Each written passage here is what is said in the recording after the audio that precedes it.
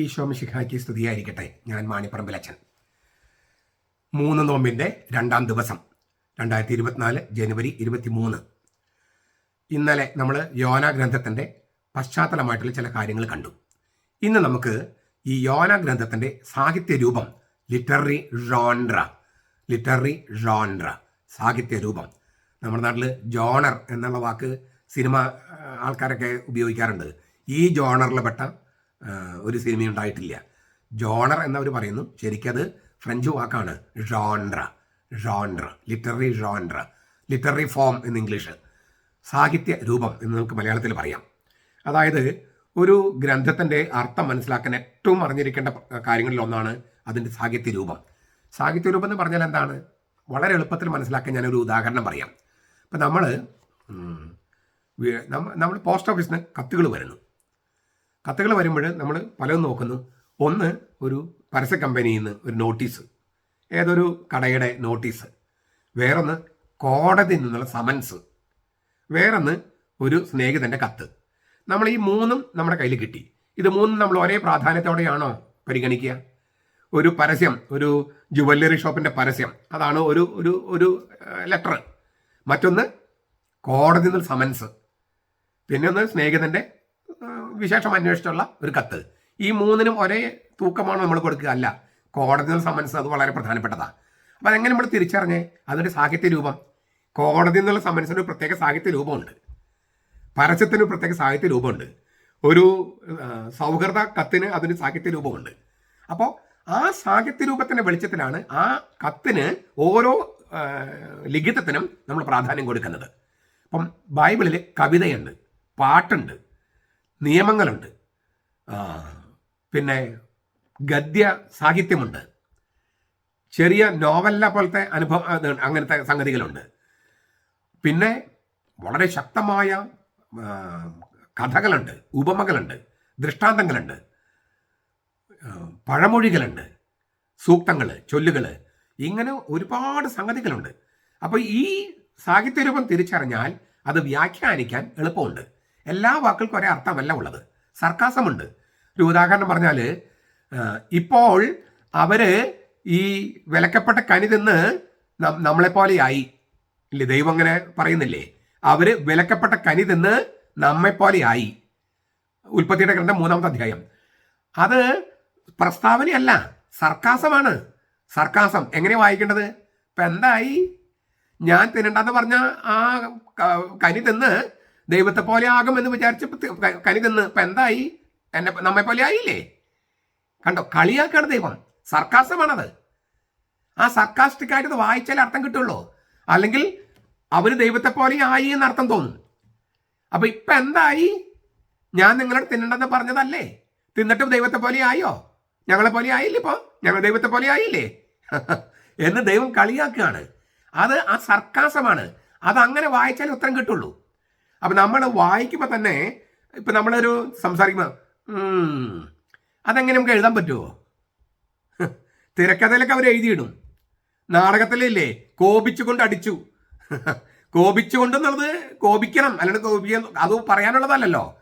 ഞാൻ പറഞ്ഞു വരുന്നത്, ചില മൂളൽ അതൊന്നും നമുക്ക് എഴുതി വയ്ക്കാൻ കഴിയില്ല. അത് വായിക്കുമ്പോൾ നമ്മൾ അതുപോലെ വായിക്കണം, അപ്പോഴേ കിട്ടുക. പറഞ്ഞു വന്നത്, ഒരു ഗ്രന്ഥത്തിന്റെ സാഹിത്യരൂപം അറിഞ്ഞാൽ അത് വ്യാഖ്യാനിക്കാൻ എളുപ്പമുണ്ട്. അതിനാൽ യോന ഗ്രന്ഥത്തിന്റെ സാഹിത്യ രൂപം എന്ത്? പല നിർദ്ദേശങ്ങളുണ്ട്. ചിലത് നമുക്കൊന്ന് പരിശോധിക്കാം. ചിലർ പറയുന്നത് ഇത് ചരിത്ര ഗ്രന്ഥമാണ്. ചരിത്ര ഗ്രന്ഥം നമ്മൾ ഇന്നലെ സൂചിപ്പിച്ച ചില കാര്യങ്ങളൊന്ന് ആവർത്തിക്കുക. BC 8-ാം ശതാബ്ദത്തിൽ ജീവിച്ചിരുന്ന അമിത്തായുടെ മകൻ യോന പ്രവാചകൻ. ആ യോന പ്രവാചകന്റെ ദൗത്യത്തെക്കുറിച്ചുള്ള ചരിത്ര രേഖയാണ് യോനയുടെ ഗ്രന്ഥം. വിജാതീയ സാമ്രാജ്യമയ അസീറിയയുടെ തലസ്ഥാനമായിരുന്നു നിനെവെ. ഇപ്പോഴും ആ നിനെവയുണ്ട്. ആ വലിയ നഗരത്തിൽ ചെന്ന് അനുതാപം പ്രസംഗിക്കാൻ ദൈവം യഹൂദനായ യോനായി വിളിക്കുന്നു. യോന ആദ്യം വിസമ്മതിക്കുന്നു. ദൈവം നിർബന്ധിക്കുന്നു. യോന വഴങ്ങുന്നില്ല. മാത്രമല്ല, ദൈവത്തിന്റെ സ്വരം കേൾക്കാതിരിക്കാൻ യോന ദൈവസന്നിധിയിൽ ഒളിച്ചോടുന്നു. യോന ദൈവത്തോട് കലഹിക്കുന്നു. ദൈവം പ്രവാചകനെ വിടാതെ പിന്തുടരുന്നു. അവസാനം മനസ്സോടെ നിവൃത്തികേട് കൊണ്ട് യോന ദൈവത്തിന്റെ വാക്കുകൾ അനുസരിക്കുന്നു. വിജാതിയുടെ മാനസാന്തരം കണ്ട് മനസ്സലഞ്ഞ് ദൈവം ശിക്ഷ റദ്ദ് ചെയ്യുന്നു. തന്നെ വിജാതിയുടെ മുമ്പിൽ കോമാളിയാക്കി എന്ന പരിഭവം യോന ദൈവത്തിന് മുമ്പിൽ ഉന്നയിക്കുന്നു. വിജാതിയർക്കുള്ള ശിക്ഷ റദ്ദ് ചെയ്തതിൽ നീരസം പ്രകടിപ്പിച്ച യോനായെ മാനസാന്തരപ്പെടുത്താൻ ദൈവം ശ്രമിക്കുന്നു. ഇങ്ങനെയുള്ള ചരിത്രം തന്നെയാണ് ഈ ഗ്രന്ഥത്തിലുള്ളത് എന്നാണ് അപ്പൊ ചരിത്രമാണിത്, ചരിത്ര ഗ്രന്ഥമാണ്. ഓരോ ഡീറ്റെയിൽസും ചരിത്രത്തിൽ സംഭവിച്ചത് തന്നെയാണ്. അങ്ങനെയാണ് ഈ സാഹിത്യ രൂപം അനുസരിച്ച് അവര് നിർദ്ദേശിക്കുന്നത്. രണ്ടാമത്തെ ഒരു നിർദ്ദേശം ഈ സാഹിത്യ രൂപത്തെക്കുറിച്ച് രണ്ടാമത്തെ ഒരു നിർദ്ദേശം ഒരു പ്രവാചക പുരാണമാണെന്നാണ്. ഒരു പുരാണം, അതായത് ചരിത്രത്തിൽ അടിസ്ഥാനമൊക്കെ ഉണ്ട്, എങ്കിലും കഥയിൽ വളരെയധികം അതിശയോക്തി കലർത്തിയിരിക്കുന്നു. അതിനാൽ ഒരു പുരാണം എന്ന് വിളിക്കാവുന്ന തരത്തിൽ കഥ രൂപാന്തരപ്പെട്ടു. ചരിത്രത്തിലൊരു കഥാതന്ത്രം ഒക്കെ ഉണ്ട്, പക്ഷെ അതിന്റെ വിശദാംശങ്ങളെല്ലാം ഒരുപാട് അതിശയോക്തി കലർത്തിയതാണ്. അപ്പോൾ ചരിത്രത്തിന് തന്നെ ഒരു പുരാണത്തിന്റെ സ്വഭാവം വന്നിരിക്കുന്നു എന്നാണ് ഇവർ നിർദ്ദേശിക്കുന്നത്. അങ്ങനെ പഴയ നിയമത്തിൽ ഏലീഷ പ്രവാചകന്മാരുടെ ചരിത്രത്തിൽ അങ്ങനെ അതിശയോക്തി ഒരുപാട് കലർത്തിയിട്ടുണ്ടെന്നാണ് പറയണേ. അത്തരം ഒരു ഇതിഹാസ രൂപം ഏലീഷ പ്രവാചകന്മാരുടെ കാലത്തുള്ള ഏലിയ 9 അത്ഭുതങ്ങൾ ചെയ്തു, എലീഷ 18 അത്ഭുതങ്ങൾ ചെയ്തു, ഇരട്ടി ആത്മാവ് കിട്ടി. അങ്ങനെ അത്ഭുതങ്ങളൊക്കെ ചെയ്ത് കഴിഞ്ഞപ്പോൾ അവരെ കുറിച്ചുള്ള കഥകൾ തന്നെ ഇങ്ങനെ അത്ഭുതങ്ങൾ കാണിക്കുമ്പോൾ ഇങ്ങനെ അവരെ കുറിച്ച് വലിയ വലിയ കാര്യങ്ങൾ പറയുമല്ലോ. ഇപ്പൊ നമ്മുടെ നാട്ടിലൊരു നല്ലൊരു ഭരണാധികാരി വന്നാൽ അദ്ദേഹം ചെയ്ത കാര്യങ്ങൾ തന്നെ കുറച്ചുള്ളെങ്കിലും കൂട്ടി പറയും. അത് നുണയല്ല, അദ്ദേഹത്തോടുള്ള അമിതമായ ആദരവ് കൊണ്ട് ഇങ്ങനെ കൂട്ടി പറയാണ്. അങ്ങനെയൊക്കെ അതുണ്ടാകും, അത് ചരിത്രത്തൊക്കെ സംഭവിക്കുന്ന. എന്ന് വെച്ചിട്ട് അദ്ദേഹത്തിന്റെ ചരിത്രപരത നമുക്ക് നിഷേധിക്കാൻ പറ്റുമോ? അയാൾ ചരിത്രത്തിൽ ജീവിച്ചിരുന്നില്ല എന്നൊക്കെ പറയാൻ പറ്റുമോ? പറയാൻ പറ്റില്ല. അപ്പൊ അത് അങ്ങനെ സംഭവിക്കാം. ചരിത്രം രേഖപ്പെടുത്തുകയായിരുന്നില്ല യോന ഗ്രന്ഥത്തിന്റെ ഉദ്ദേശം. ദൈവത്തിന്റെ നീതിയും ദൈവത്തിന്റെ കാരുണ്യവും തമ്മിലൊരു സംഘർഷമുണ്ട്. ദൈവത്തിന്റെ നീതി, ദൈവത്തിന്റെ കാരുണ്യം. നീതി എന്ന് പറഞ്ഞാൽ അനീതി ചെയ്തവനെ ശിക്ഷിക്കണം, പക്ഷെ കാരുണ്യം കാണിക്കും വേണം. അപ്പൊ ഇതെങ്ങനെയാണ് ഈ ദൈവത്തിന്റെ നീതി, ദൈവത്തിന്റെ കാരുണ്യം ഇത് തമ്മിൽ സംഘർഷം എങ്ങനെ ലഘൂകരിക്കാം? ഈ ദാക്ഷിണ്യമില്ലാത്ത ദൈവനീതിക്ക് മേൽ അളവില്ലാത്ത ദൈവത്തിന്റെ അളവില്ലാത്ത ദൈവിക കരുണ വിജയം വരിക്കുന്നത് എങ്ങനെ? അത് വ്യക്തമാക്കാനാണ് ഈ ചരിത്രത്തിലെ കഥാതന്തു എടുത്ത് കുറെ അതിശയോക്തി കലർത്തി അവതരിപ്പിച്ചിരിക്കുന്നത്. അപ്പോൾ ഒരു പുരാണത്തിന്റെ സ്വഭാവം ഈ ഗ്രന്ഥത്തിന് വന്നിരിക്കുന്നെന്നാണ് ഇവർ നിർദ്ദേശിക്കുന്നത്. ഈ സത്യം, അതായത് ദാക്ഷിണ്യമില്ലാത്ത ദൈവിക നീതിക്ക് മേൽ അളവില്ലാത്ത ദൈവിക കരുണ വിജയിക്കുന്നു, ആ സത്യം അവതരിപ്പിക്കാൻ വേണ്ടി ചില അതിശക്തികൾ ഉപയോഗിച്ചിരിക്കുന്നു എന്നേ ഉള്ളൂ. അപ്പോൾ പുരാണത്തിന്റെ സ്വഭാവം കൈവന്നു. മൂന്നാമത്തെ ഒരു നിർദ്ദേശം ലാക്ഷണിക കഥ, അലിഗറി. അതായത് ഇസ്രായേൽക്കാരുടെ തന്നെ സ്വന്തം അനുഭവം ആവിഷ്കരിക്കുന്ന ഒരു ദൃഷ്ടാന്ത കഥ അല്ലെങ്കിൽ അന്തരാർത്ഥമുള്ള ഒരു കഥയാണ് ഈ യോന ഗ്രന്ഥം എന്നാണ് അവർ നിർദ്ദേശിക്കുന്നത്. അതായത് അത്രയധികം ചരിത്രത്തിൽ അതിന് അടിസ്ഥാനമില്ല. ഇസ്രായേലിന്റെ പൊതുവായ അനുഭവം അതൊരു കഥാരൂപത്തിൽ അവതരിപ്പിച്ചിരിക്കുന്നതാണ് മൂന്നാമത്തെ നിർദ്ദേശം. അസീറിയ, ബാബിലോൺ തുടങ്ങിയ സാമ്രാജ്യങ്ങളെ പ്രതീകവൽക്കരിക്കുകയാണ് ഈ കഥയിലെ മത്സ്യം. ആ വലിയ മത്സ്യം എന്ന് പറയുന്നത് അസീറിയ അല്ലെങ്കിൽ ബാബിലോൺ സാമ്രാജ്യത്തിന്റെ ഒരു പ്രതീകമാണ്. അടിമത്തത്തിന്റെ കാലയളവിനെ ചിഹ്നപ്പെടുത്തുകയാണ് 3 രാവും 3 പകലും യോന ഈ മത്സ്യത്തിന്റെ ഉള്ളിൽ. അതായത് അസീറിയക്കാരുടെ ആക്രമണം, പ്രവാസം, ബാബിലോണിക്കാരുടെ ആക്രമണം, പ്രവാസം. അപ്പോൾ 3 രാവും 3 പകലും മത്സ്യത്തിനുള്ളിൽ എന്ന് പറഞ്ഞാൽ ഈ സാമ്രാജ്യത്തിനുള്ളിലായിരുന്നു എന്നാണ് അർത്ഥം. ചുരുക്കത്തില് ചരിത്രത്തിൽ സംഭവിച്ച സംഗതിയല്ല, ചരിത്രത്തിലെ ചില സംഗതികളെ അവതരിപ്പിക്കുന്ന ലാക്ഷണിക കഥയാണ് ഇതെന്നാണ് മൂന്നാമത്തെ നിർദ്ദേശം. അതായത് യോന കഥയുടെ സാഹിത്യ രൂപം ഏതാണ് എന്നത് ചർച്ചയിൽ. നാലാമത് ഒരു നിർദ്ദേശമുള്ളത് ഇതൊരു ഉപമയാണ് അല്ലെങ്കിൽ ഒരു ചെറുകഥയാണ്. യോന ഗ്രന്ഥത്തിന്റെ ഗുണഗണങ്ങളും ഉദ്ദേശ ലക്ഷ്യങ്ങളും പരിശോധിക്കുന്ന പല പണ്ഡിതന്മാരും ഇതൊരു ചെറുകഥയാണ് അല്ലെങ്കിൽ ഉപമയാണ് എന്ന് നിഗമനത്തിലെത്തുകയാണ്. രസം പകരാനോ വിനോദത്തിന് വേണ്ടിയോ രചിക്കപ്പെട്ട ചെറുകഥയല്ല എന്ന് മാത്രം. ബൈബിളിലെ ചെറുകഥകൾ എന്ന വിഭാഗത്തിൽ ഉൾപ്പെടുത്തിയാണ് ഇത് പല സ്ഥലത്തും പഠിപ്പിക്കുന്നത്. ഒരു രസം പകരാനുള്ള ചെറുകഥയൊന്നല്ല, ഒരു സന്ദേശം പകരാൻ തന്നെയാണ്. എങ്കിലും ചെറുകഥയാണത്, ഭാവനയിൽ നിന്ന് ഉരുത്തിരിഞ്ഞ ഒരു ചെറുകഥയാണ് ഇതാ എന്നാണ് ചില പണ്ഡിതന്മാർ അഭിപ്രായപ്പെടുന്നത്. വേറൊരു കൂട്ടം വേദശാസ്ത്രികൾ പറയുന്നത് ഇതൊരു പ്രബോധനാത്മക ചെറുകഥയാണ്, ഒരു short story to teach something എന്ന് വെച്ചാൽ ഒരു ഡിഡാക്റ്റിക്, ഒരു പ്രബോധനം നൽകാൻ വേണ്ടി കഥയുണ്ടാക്കിയിരിക്കുന്നു. പ്രബോധനമാണ് മുഖ്യം, അത് ഒരു കഥാരൂപത്തിൽ അവതരിപ്പിച്ചിരിക്കുന്നു. ദൈവവും യോനായും തമ്മിലുള്ള ബന്ധം, വിജാതീയരായ കപ്പൽ ജോലിക്കാരുമായി ദൈവത്തിനുള്ള ബന്ധം, പുറജാതി സാമ്രാജ്യമായ അസീറിയായും അതിന്റെ തലസ്ഥാനമായ നിനെവയും തമ്മിൽ ദൈവത്തിന് എന്തെങ്കിലും ബന്ധമുണ്ടോ? ഇങ്ങനെ വളരെ അഗാധമായ ദൈവശാസ്ത്ര പ്രമേയങ്ങൾ കൈകാര്യം ചെയ്യുന്നതിനാൽ ഒരു കഥ ഉപമ എന്നൊന്നും യോന ഗ്രന്ഥത്തെ ഇങ്ങനെ വർഗീകരിക്കാനോ ചെറുതാക്കാനോ ന്യൂനീകരിക്കാനോ കഴിയില്ല. അതിനാൽ ഇതിനെ നീതിബോധക കഥ, ധർമ്മോപദേശ കഥ, പ്രബോധനപരമായ കഥ, ഡിഡാക്റ്റിക് സ്റ്റോറി എന്നൊക്കെ ഇവർ വിളിക്കുന്നു. ഈ ഡിഡാക്റ്റിക് ഒരു വളരെ ശക്തമായ സന്ദേശം കൊടുക്കാൻ, പക്ഷെ കഥയുടെ ചട്ടക്കൂടിൽ. വേറൊരു നിർദ്ദേശം, ഇതൊരു ചരിത്രാഖ്യായികയാണ്, ഹിസ്റ്റോറിക്കൽ നോവൽ. ചരിത്രത്തിൽ നടന്ന സംഭവത്തെ ഭാവനയുടെ വിശാലമായ ക്യാൻവാസിൽ അവതരിപ്പിച്ചിരിക്കുന്നെന്നാണ് ഈ വേദശാസ്ത്രികൾ പറയുന്നത്. ചരിത്രമേത്, ഭാവന ഏത്, ഫാന്റസി ഏത് എന്ന് വേർതിരിക്കാൻ പറ്റാത്ത വിധം ഇഴചേർന്ന് കിടക്കുക. അസീറിയയുടെ ചക്രവർത്തിയായിരുന്ന അതത് നിരാരി മൂന്നാമൻ BC 810 മുതൽ 783 വരെയാണ് അദ്ദേഹം അസീറിയയുടെ ചക്രവർത്തിയായിരുന്നത്. BC 810 മുതൽ 783 വരെ അസീറിയയുടെ ചക്രവർത്തിയായിരുന്നു അതത് നിരാരി മൂന്നാമൻ. അദ്ദേഹത്തിന്റെ കാലയളവിൽ അസീറിയ, ഇപ്പോൾ ഇറാഖിൽ കിടക്കുന്ന നിനെവെ, ആ കാലത്ത് ഏക ദൈവവിശ്വാസത്തിൽ, ഏക സത്യ ദൈവത്തിൽ, അതായത് യാഹ്വേയിൽ വിശ്വസിക്കാനുള്ള പ്രവണത കാണിച്ചിരുന്നു. പ്രത്യേകിച്ച് നിനെവയിൽ, അതായത് യാഹ്വേയാണ് ഏകസത്യ ദൈവം എന്ന് അംഗീകരിക്കാൻ ഈ രാജാവിന്റെ കാലത്ത് അങ്ങനെ ഒരു തീരുമാനം പോലെ ഉണ്ടായിരുന്നു. ഈ അഷൂർദാൻ മൂന്നാമന്റെ കാലത്ത്, അഷൂർദാൻ മൂന്നാമൻ എന്ന് പറയുന്നത് 771 മുതൽ 754 വരെ അസീറിയ ഭരിച്ചിരുന്ന രാജാവാണ് അഷൂർദാൻ എന്ന് പറഞ്ഞ രാജാവ്. അഷൂർദാൻ മൂന്നാമൻ 771 മുതൽ 754 വരെ BC. അങ്ങനെ അദ്ദേഹത്തിന്റെ കാലത്തും ഇങ്ങനൊരു ജ്ഞാനോദയം, അതായത് ഏകസത്യ ദൈവം എന്ന് പറയുന്നത് യാഹ്വേയാണ്, ഇസ്രായേലിന്റെ ദൈവമാണ്, അങ്ങനെ ഒരു ചിന്ത അവരുടെ നാട്ടിലുണ്ടായിരുന്നു.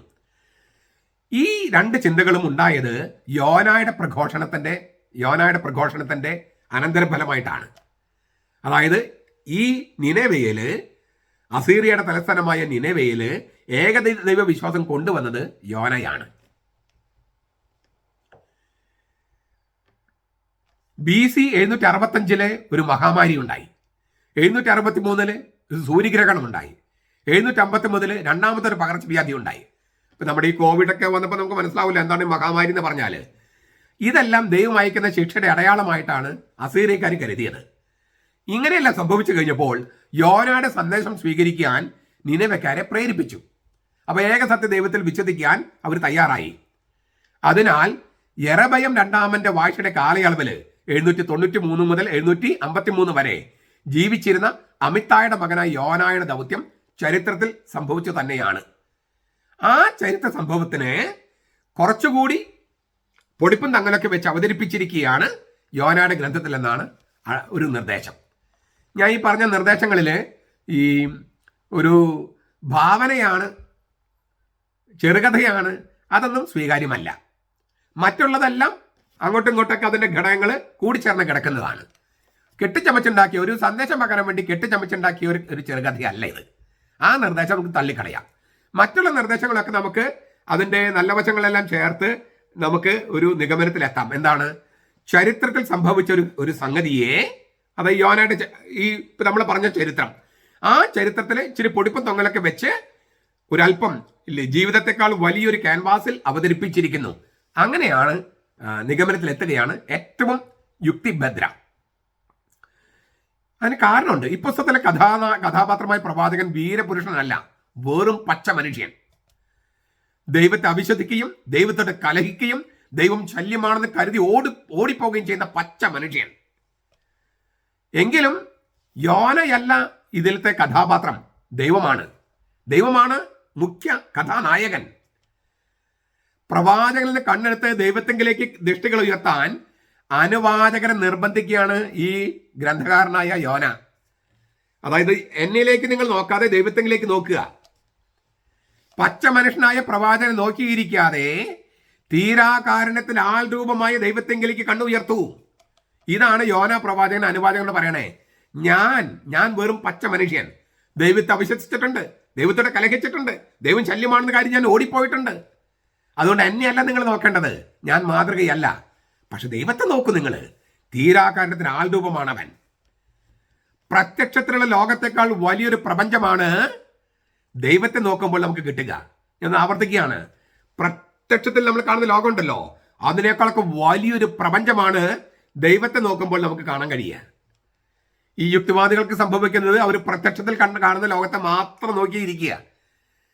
ഈ ദൈവത്തെ നോക്കാത്തത് കൊണ്ട് അവരുടെ പ്രപഞ്ചത്തിന് വളരെ വലിപ്പം കുറവാ. വിശ്വാസികളുടെ പ്രപഞ്ചത്തിന് വളരെ വലിയ വലിപ്പാ. കാണുന്ന ലോകം കാണാത്ത ലോകം ഒക്കെ ഉണ്ട് വിശ്വാസികൾക്ക്.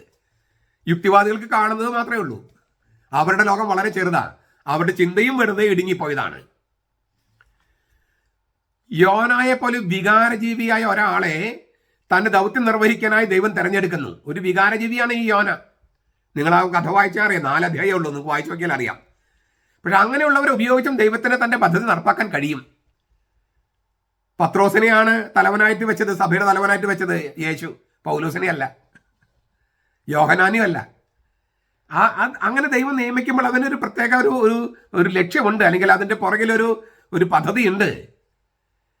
അങ്ങനെയുള്ളവരുടെ സാന്നിധ്യം ലോകത്തുണ്ട്, ഈ വികാരജീവികളുടെ. പക്ഷെ ദൈവത്തിന്റെ പദ്ധതി ഇതൊക്കെ നിവൃത്തിയാക്കാതെ പോകാൻ പറ്റില്ലല്ലോ.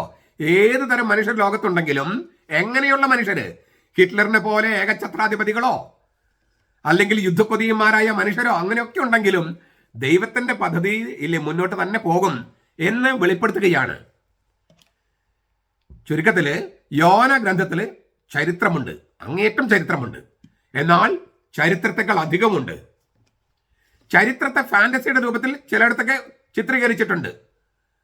വലിയ എന്ന വാക്ക് 14 പ്രാവശ്യമാണ് ഈ ഗ്രന്ഥത്തിൽ, 4 അധ്യായമുള്ള ചെറു അധ്യായങ്ങളുള്ള ഈ ഗ്രന്ഥത്തിൽ വലിയ എന്ന വാക്ക് 14 പ്രാവശ്യം ഉപയോഗിച്ചിരിക്കുന്നത്.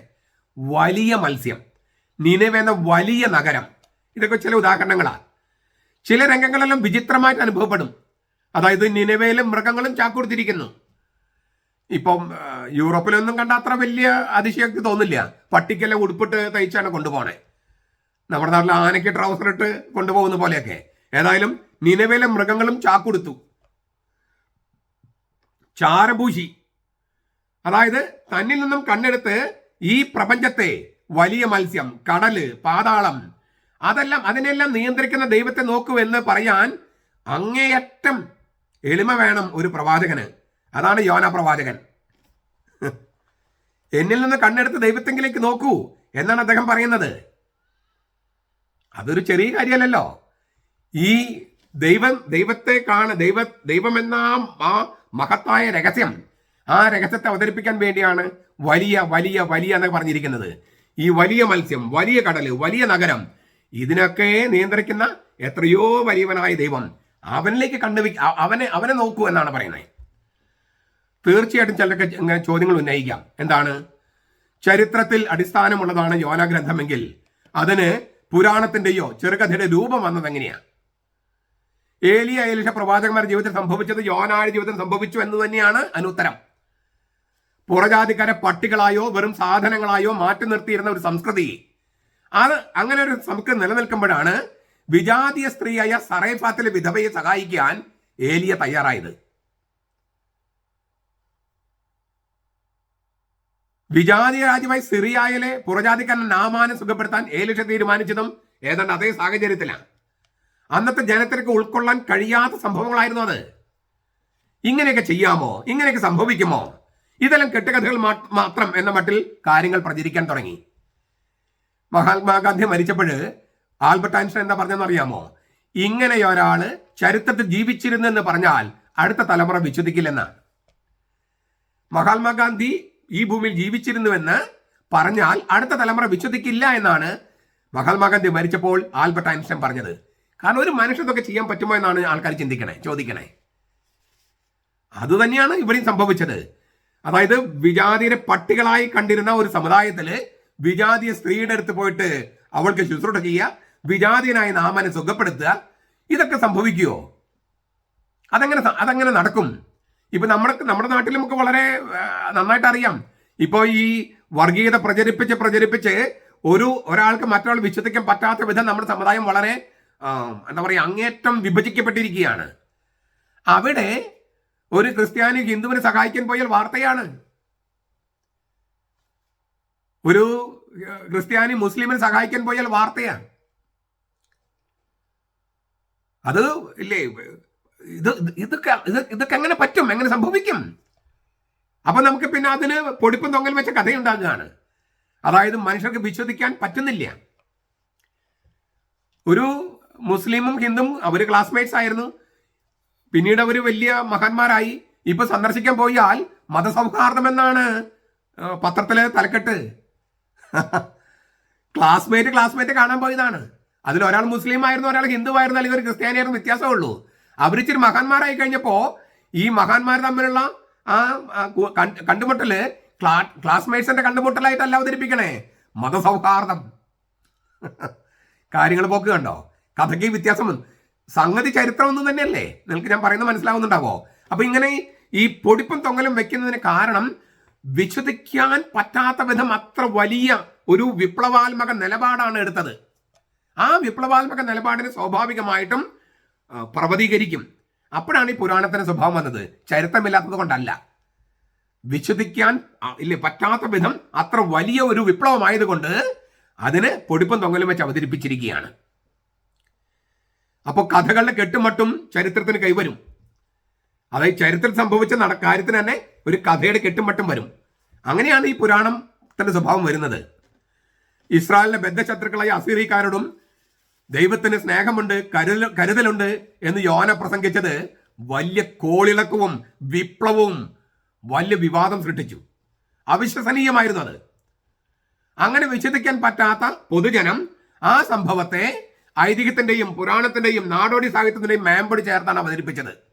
അപ്പോൾ ചരിത്രം കഥയായി മാറുകയാണ്. വിശ്വസിക്കാൻ കഴിയാത്ത ഏത് ചരിത്രത്തെയും അങ്ങനെ കഥയാക്കി മനുഷ്യർ മാറ്റാറുണ്ട്. ഞാൻ മുൻപ് പറഞ്ഞിട്ടുണ്ടോ എനിക്ക് അറിഞ്ഞുകൂടാ. ഞാൻ വളരെ എന്താ പറയുക, വളരെ ചെറിയൊരു മനുഷ്യൻ. പക്ഷെ ഞാൻ 100 ഗ്രന്ഥങ്ങൾ എഴുതിയിട്ടുണ്ട്. എനിക്കിപ്പം 59 വയസ്സ്. ഈ 59 വയസ്സിൽ ഞാൻ 100 ഗ്രന്ഥങ്ങൾ എഴുതി. ചിലതെല്ലാം വളരെ വളരെ ബൃഹത്തായ ഗ്രന്ഥങ്ങളാണ്, വളരെ വലുത്, ചിലത് ചെറുതുണ്ട്. അപ്പോൾ ഇത് ഒരു മനുഷ്യായുസിൽ പറ്റുമോ? 22ാമത്തെ വയസ്സിൽ ഞാൻ എഴുതി തുടങ്ങി. അതായത് അച്ഛനാകുന്നതിനും 3-4 വർഷങ്ങൾക്ക് മുൻപ്. പബ്ലിഷ് ചെയ്തത് അച്ഛനാകുന്ന 2 വർഷം മുമ്പ്. എഴുതാൻ തുടങ്ങിയത് അതിനും 1.5 വർഷങ്ങൾക്ക് മുമ്പ്. അതായത് തിയോളജി പഠിച്ച് ഫസ്റ്റ് ഇയർ കഴിഞ്ഞപ്പോഴേക്കും ഞാൻ പുസ്തകം എഴുതി. ആദ്യത്തെ പുസ്തകമാണ് വിതയ്ക്കപ്പെട്ട വചനം. അത് ഞാൻ ചമ്മാച്ചനായിരിക്കും എഴുതിയതാണ്. സെക്കൻഡ് ഇയർ തിയോളജിയിൽ പബ്ലിഷ് ചെയ്തത്, തേർഡ് ഇയർ തിയോളജിയിൽ. അപ്പോൾ എന്നെ ആൾക്കാർ ചോദിക്കുന്നത് അച്ഛൻ ഉറങ്ങാറുണ്ടോ? എൻ്റെ മെത്രാൻസ് എപ്പോഴും ചോദിക്കുന്നത് എപ്പോഴും ഉറങ്ങാറുണ്ടോ എന്നാണ്. ഉറങ്ങാറൊക്കെയാണ് ഞാൻ. പൂനെയിൽ പഠിക്കുന്ന ചമ്മാച്ചന്മാരെ ക്ലാസ് എടുക്കാനായിട്ട് എന്നെ വിളിച്ച് കൊണ്ടുപോയി. അന്ന് എന്നെ ഇൻട്രൊഡ്യൂസ് ചെയ്ത ആൾ പറഞ്ഞത് സക്രാരുടെ മുമ്പിൽ മുട്ടുകുത്തി നിന്ന് പുസ്തകം എഴുതുന്ന അച്ഛൻ എന്നാണ്. സക്രാരുടെ മുമ്പിൽ മുട്ടുകുത്തി നിന്ന് പുസ്തകം എഴുതുന്ന അച്ഛൻ. ഞാൻ സക്രാരുടെ മുമ്പിൽ മുട്ടുകുത്തിയിട്ടുണ്ട്, പുസ്തകം എഴുതിയിട്ടുണ്ട്. പക്ഷേ മുട്ടുകുത്തി നിന്നുകൊണ്ട് പുസ്തകം എഴുതിയിട്ടില്ല. വളരെ അപൂർവം ചില നോട്ടുകളൊക്കെ കുറിച്ചിട്ടുണ്ട്. പറഞ്ഞാൽ മനസ്സിലായോ? അപ്പം ഞാൻ ഇത്രയും ചെറിയ മനുഷ്യനായ എന്നെ അവർ ഇൻട്രൊഡ്യൂസ് ചെയ്തപ്പോൾ വിശ്വസിക്കാൻ വയ്യ. 100 ഗ്രന്ഥങ്ങൾ എഴുതി മനുഷ്യൻ എന്ന് പറഞ്ഞാൽ 22ാമത്തെ വയസ്സിൽ പുസ്തകം എഴുതി ചമ്മാച്ചനായിരിക്കുമ്പോൾ ദൈവശാസ്ത്രപരമായ പുസ്തകം എഴുതി പബ്ലിഷ് ചെയ്തു. മലയാളത്തിൽ ആദ്യത്തെ കത്തോലിക്ക വിജ്ഞാനകോശം, ബൈബിൾ വിജ്ഞാനകോശം. അത് എൻ്റെ ബ്രെയിൻ ചൈൽഡാ, എൻ്റെ മനസ്സിലുദിച്ച ഒരു ആശയമാണ്. അത് പട്ടം കിട്ടുന്നതിന് മുമ്പാണ്. മലയാളത്തിലെ ആദ്യത്തെ കത്തോലിക്ക ബൈബിൾ വിജ്ഞാനകോശം. അതിൻ്റെ ചീഫ് എക്സിക്യൂട്ടീവ് എഡിറ്ററായിരുന്നു ഞാൻ, പട്ടം കിട്ടുന്നതിന് മുൻപ്. വിജ്ഞാനകോശം. അപ്പോൾ ഇതൊക്കെ എങ്ങനെ ചെയ്യാൻ പറ്റും ഒരാൾക്ക് എന്ന് വിശ്വസിക്കാൻ പറ്റാണ്ട് വരുമ്പോഴാണ് ഇങ്ങനെ പറയണേ, സക്രാരുടെ മുമ്പിൽ മുട്ടുകുത്തി നിന്ന് ഗ്രന്ഥരചന നടത്തുന്ന അച്ഛൻ. ഞാൻ പറഞ്ഞത് അത് അപ്പാടെ നുണയല്ല, എന്നാൽ മുഴുവൻ സത്യമല്ല. ഇതിങ്ങനെ അപ്പോൾ ഞാൻ വലിയ മനുഷ്യനല്ല, പക്ഷെ വലിയ മനുഷ്യരെ കുറിച്ചാവുമ്പോൾ അത് സ്വാഭാവികമായിട്ടും കുറെ കൂടി ഇങ്ങനെ വലിയ ക്യാൻവാസിലാണ് അവതരിപ്പിക്കുക. അങ്ങനെ കാണുകയാണ് വേണ്ടത്. ഞാൻ പറഞ്ഞത് യോനായുടെ ഗ്രന്ഥം ചരിത്രത്തിൽ സംഭവിച്ചതാണ്. പക്ഷെ അതിലത്തെ ചില വിശദാംശങ്ങളെല്ലാം കഥയുടെ കെട്ടുമട്ടൽ വന്ന് ചേർന്നിട്ടുണ്ട്. അത് അങ്ങനെ ഉണ്ടാകേണ്ട കാരണം പറഞ്ഞത് അന്ന് വലിയ കോളിളക്കവും വിപ്ലവവും സൃഷ്ടിച്ച ഒരാളായിരുന്നു യോന. അതുകൊണ്ടാണ് ഏലിയായും ഏലിഷായും അങ്ങനെ വിപ്ലവം സൃഷ്ടിച്ചവരാണ്. അതുകൊണ്ടാണ് ഈ യേശു കഫർനാമിലെ സിനഗോഗിൽ വെച്ചിട്ട് വിജാതിയർക്ക് പ്രതികാരത്തിന്റെ നാളുകൾ പ്രഖ്യാപിക്കാനും എന്ന വാക്ക് വിട്ടുകളഞ്ഞു വചനം വായിച്ചപ്പോൾ. യെശയ്യായുടെ ഗ്രന്ഥം വായിച്ചപ്പോൾ പുറജാതിക്കാർക്ക് പ്രതികാരത്തിന് ദിനം പ്രഖ്യാപിക്കാൻ എന്നുള്ള വചനം വിട്ടുകളഞ്ഞു. അപ്പോഴാണ് അവർ കോപം കൊണ്ട് ജ്വലിച്ചത്. അപ്പൊ അതിന് മറുപടിയായിട്ട് യേശു എന്താ പറഞ്ഞത്? ഏലി എന്താ ചെയ്തത്? സറാഫേലെ വിധവെടുത്ത് പോയി, പുറജാതിക്കാരി. എലീഷ എന്താ ചെയ്തത്? പുറജാതിക്കാരനായ നാമാനെ, സിറിയക്കാരനായ നാമാനെ സുഖപ്പെടുത്തി. അത് തന്നെയല്ലേ ഞാനും പറഞ്ഞതെന്നാണ്. അപ്പോൾ ഏലിയ ചെയ്ത വിപ്ലവം, എലീഷ ചെയ്ത വിപ്ലവം, അതൊക്കെ ചൂണ്ടിക്കാണിച്ചിട്ട് പോലും യേശുവിനെ അവർ ഉന്തി തള്ളി മലയുടെ മുകളിൽ കൊണ്ടുപോയി അവിടുന്ന് താഴേക്ക് തള്ളിയിട്ട് കൊല്ലാൻ കൊണ്ടുപോയി എന്നാണ് എഴുതിയിരിക്കുന്നത്. അതായത് ഏലിയും എലീഷൊക്കെ പ്രവാചനം കഴിഞ്ഞിട്ട് 1700 വർഷം കഴിഞ്ഞിട്ട് പോലും ആ വിപ്ലവം അംഗീകരിക്കാൻ അന്നത്തെ ജനങ്ങൾക്ക് സാധിച്ചിട്ടില്ല. ഇപ്പോഴും സാധിക്കുന്നില്ല. ഇപ്പോഴും നമുക്ക് സാധിക്കുന്നില്ലല്ലോ. പുറജാതിക്കാർക്ക് രക്ഷയുണ്ടെന്ന് പറഞ്ഞാൽ അന്നേരം ആക്രമിക്കാൻ വരും നമ്മൾ. ദൈവം പുറജാതിക്കാരെ മുഴുവൻ നശിപ്പിക്കണമെന്ന് നമ്മൾ ആഗ്രഹിക്കണം, യോനായെ പോലെ. ഞാൻ പറഞ്ഞു വന്നത്, യോന ചെയ്തൊരു മഹാവിപ്ലവമാണ്. 2800 വർഷങ്ങൾക്ക് മുമ്പ് ശരിയായൊരു നവോത്ഥാനം. ആ നവോത്ഥാനം ഉൾക്കൊള്ളാൻ പറ്റാത്ത വന്നപ്പോൾ അതിന് പൊടിപ്പും തങ്ങലും വെച്ച്, അങ്ങനെയാണല്ലോ നമുക്ക് വിശ്വസിക്കാൻ പറ്റാത്ത സംഗതി വരുമ്പോൾ ഒരുപാട് പൊടിപ്പും തൊങ്ങലും വെക്കും. അങ്ങനെയാണ് ഇവർ കഥ അവതരിപ്പിച്ചത്. അങ്ങനെയുള്ളൊരു ഒരു ഒരു വിപ്ലവത്തിൻ്റെ രക്തചുരുക്കമാണ് യോനായുടെ കഥ. അതാണ് യോനായുടെ സാഹിത്യ രൂപം. ഇനി ഇതിൻ്റെ വ്യാഖ്യാനം എങ്ങനെയായിരിക്കണം എന്നതിനെക്കുറിച്ചൊക്കെ നമുക്ക് 3 നോമ്പിൻ്റെ 3-ാം ദിവസമായ നാളെ നമുക്ക് ധ്യാനിക്കാം.